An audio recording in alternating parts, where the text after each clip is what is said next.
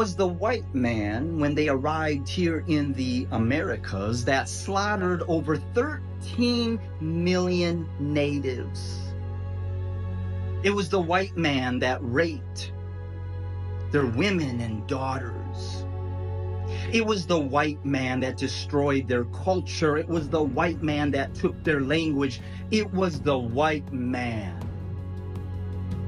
that devastated the beauty of what was here prior.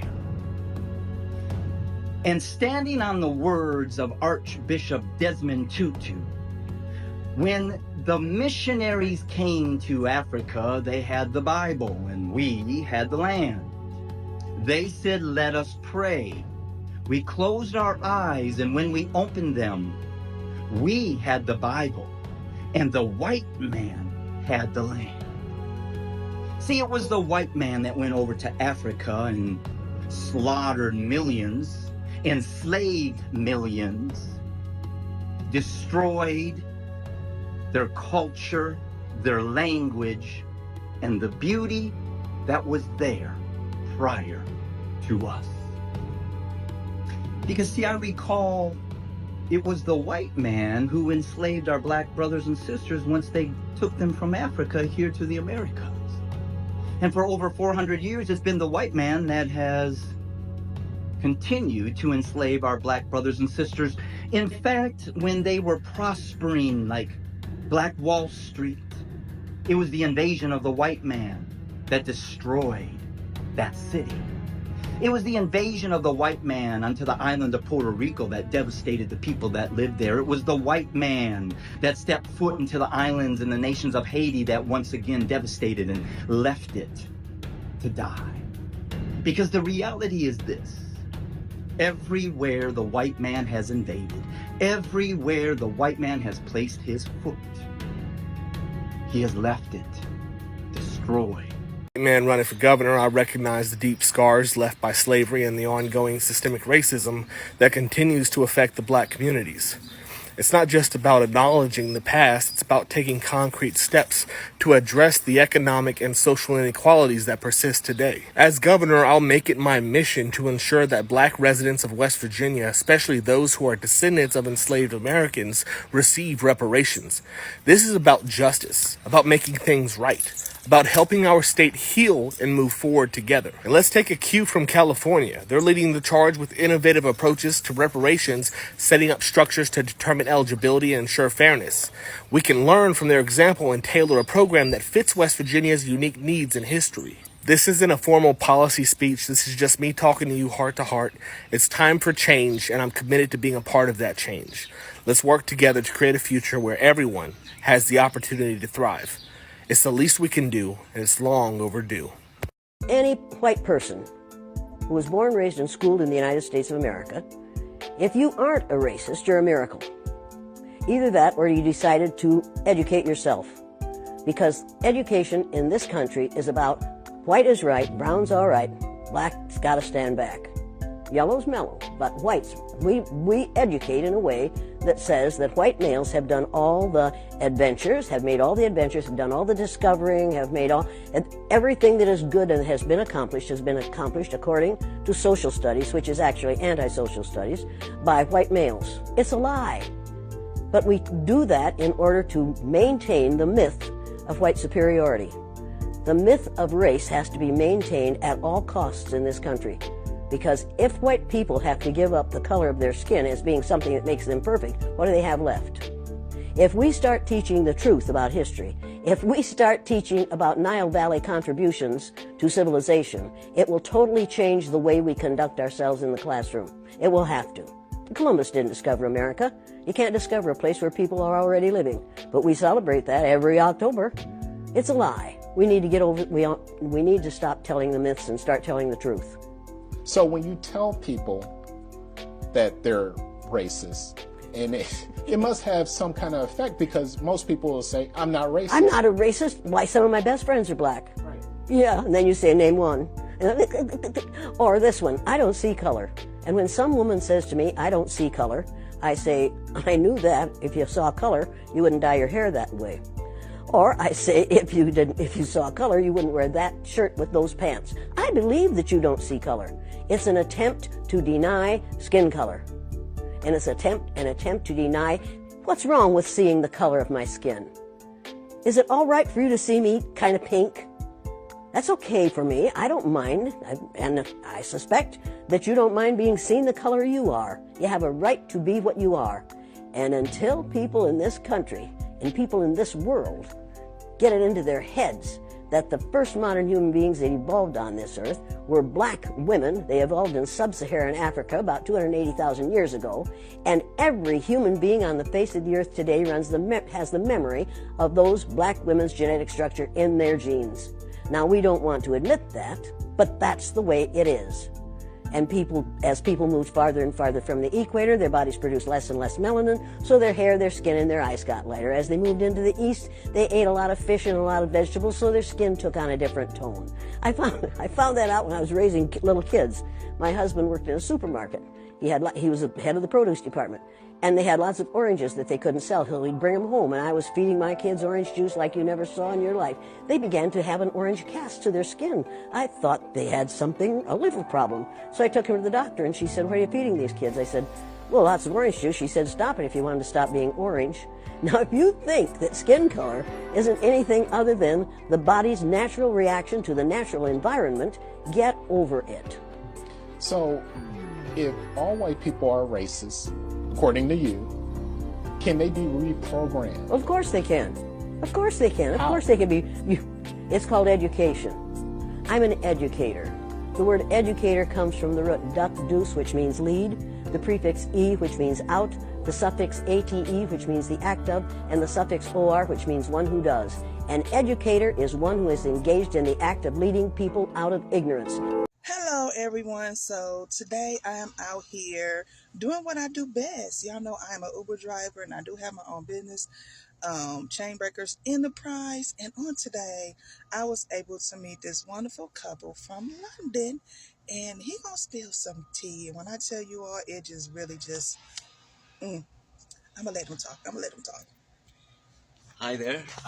Well, I just want, if anybody's watching, to know that we understand that America is based on the sweat and blood of black folks. That's proves it's the basis of prosperity, but also the standard of living that we've got in the UK is because of slavery. There's absolutely no doubt about it. We have to recognise that fact. And I don't know what else that I can say really, but I just really utterly appalled at the way that Trump is trying to basically send America back to the days of Jim Crow. So, for example, in the last week, Trump has legislated so the government federal agencies are no longer stopped from segregating facilities. Absolutely appalling. Absolutely appalling. Now, and I want to make the point about the UK, which is I'm from London. It's the second most multicultural city in the world after Toronto. And I'm a white person, but I have a mixed race child. And I would say that London is a place that's very welcoming to everybody. But the standard of living we've got, as I said earlier on, is historically based on the profits of slavery. And we just have to recognize this as it is. And if you don't understand your history, and if you don't understand other people's culture, I don't know why you're living. That's all I've got to say. Well, y'all heard it. And on that note, I'm gonna leave. All right. So I'm out here. This is your girl. Keisha, out here on these roads doing what I do best. Chain Breakers Enterprise. We're out here. If you need a ride, feel free to get in contact with us. 877-851-8003. Thank you for watching, and stay tuned for more interaction with me and my passengers. Man, I tell you what, nothing makes racist white people more pissed off than me, a white person, trying to educate about racism and trying to educate about what white privilege is and all these things. And it's so funny because these same people will argue with me till they are blue in the face about how they're not racist and we don't live in a racist institution and black and brown people have it so easy and racism doesn't exist anymore. But then they will turn around and say the most racist, ignorant, vile shit you've ever heard in your life. The disconnect is amazing. And this is why I make content like this, because it's so important. Because we do live in a racist institution, and we are all raised in racism as white people. This is simply a fact. And the crazy part about it is every one of us knows this. Even the ones who will sit there and fight with me to the death about it and act like it doesn't exist. Y'all know white people are racist. Y'all know about the casual racism, the casual microaggressions that we are raised in, no matter where we live in this United States of America. And this is why I will never stop. I will never stop trying to educate as a white person about racism and how we need to learn. We need to evolve. We need to do better. It's almost as if they feel like admitting to a racist institution or admitting to racism makes them this evil, terrible person. And so they would rather double down than to grow and be a good person. And that's so bad, because all that says to me is that you have a small mind and a cowardly soul.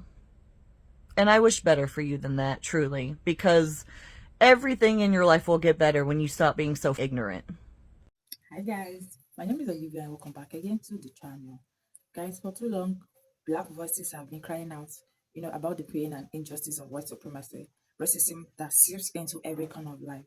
And now, some white people are finally starting to wake up to acknowledge that this isn't just history, it's a lived reality black communities face every single day, okay? But here's the thing, recognizing oppression is just the first step, all right? Real allyship means listening, amplifying black voices, challenging racist system, and not staying silent when injustice shows up, whether in your workplace, schools, or neighborhood. Okay, because silence is complicity, and if you truly believe in equality, then standing up to white supremacy shouldn't be an option. Okay, it shouldn't be optional. It should be the standard. All right. If you stand for justice, stand loud. Okay. So if you find this video very helpful, please don't forget to give this video a thumbs up, and please drop your thoughts in the comment section, and please support the channel and also by subscribing to the channel. It sucks to be a white American. Now hold on, give me a chance, let me explain. I want you to think of the kind of person who would put on a White Lives Matter sticker on the back of their Ford pickup. Why do they do that? Is it all racism? Well, yeah. But I think it goes a lot deeper than that. White Americans basically have no culture. Not in the same way we see other people.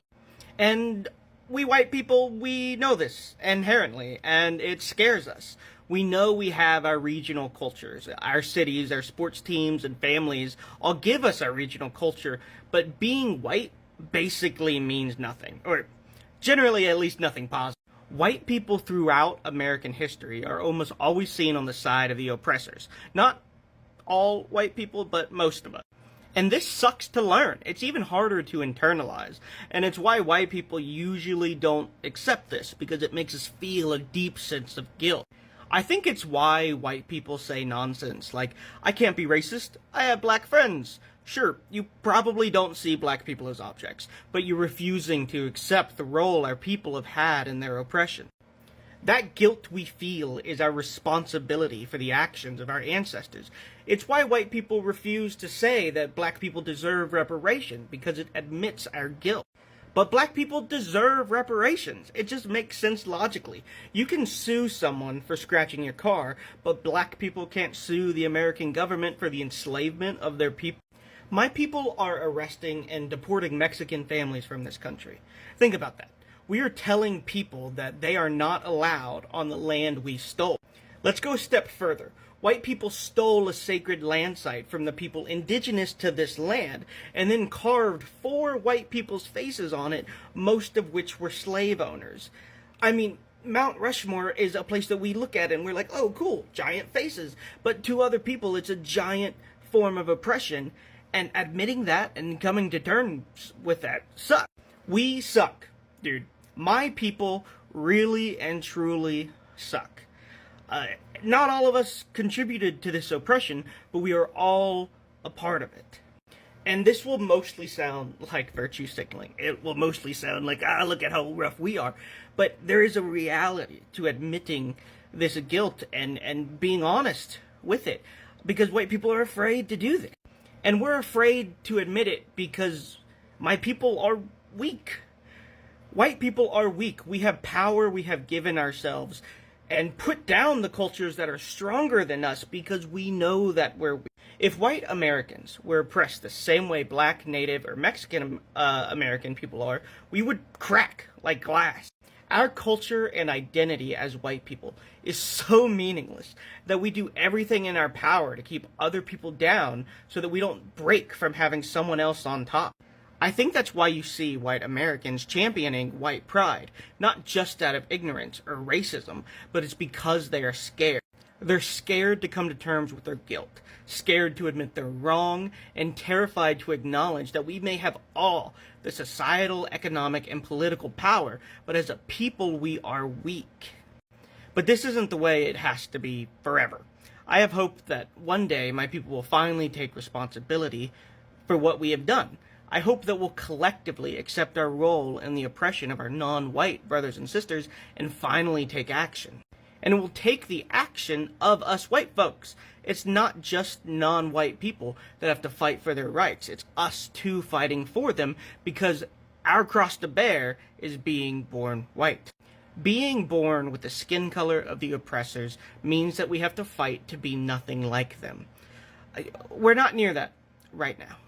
America is in a tumultuous stage. Where it very much does not feel like white people are acknowledging where they went wrong. But I want to have hope, and I refuse to accept that one day justice won't prevail. Collectively, we can all shed the shadow of oppression and share this place together.